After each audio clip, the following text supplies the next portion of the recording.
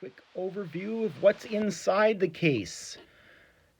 In here we have the hat or shield for the Arduino, which is underneath. On top is a pinout shield, which just makes it easier to wire it up. Here we have damper relay, which will open and close your damper if you have a servo controlled damper. Here is your PWM module for your fan speeds. Down here, you have your control board for your exhaust probe, and this is your exhaust probe plug that goes outside. And here is the control board for your water temperature. And that's basically it. Power comes in over here. I don't have this one wired up so it's easier to see. The top one going out is your fan. Goes out to a just standard plug here. And then the bottom one goes out to your damper plug, which is in red. Inside, other side, we have power intake for the main unit, and then power for the Arduino unit comes from another brick. On the top here, we have the LCD and the controller board for the keypad. Then we have keypad, simple 3D printed, thanks to the group member who designed and gave us the file for those.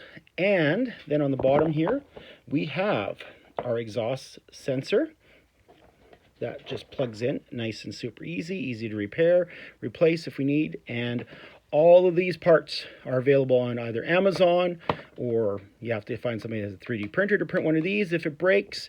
The only thing that I'm not getting off of Amazon, well, that you can't get on Amazon, I'm not getting everything on Amazon now, but everything's available on Amazon if you need, is this sensor.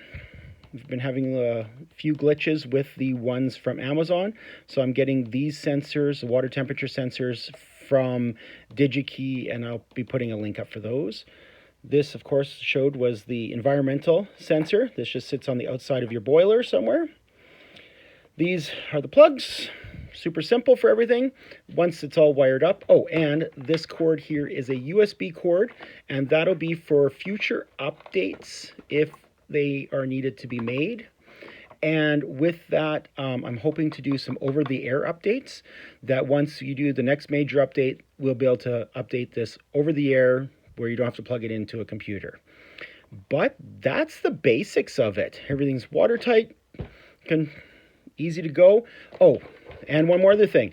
I have these lovely little magnetic feet that I put in underneath, and they just allows this unit to be mounted in the back with no holes drilled or anything. It just clips in, and with a couple unplugs and replugs, you can have this unit taken out and your factory settings back into place.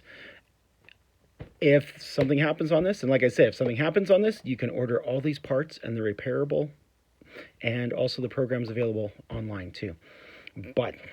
And I can help walk anybody through that needs help walking through it.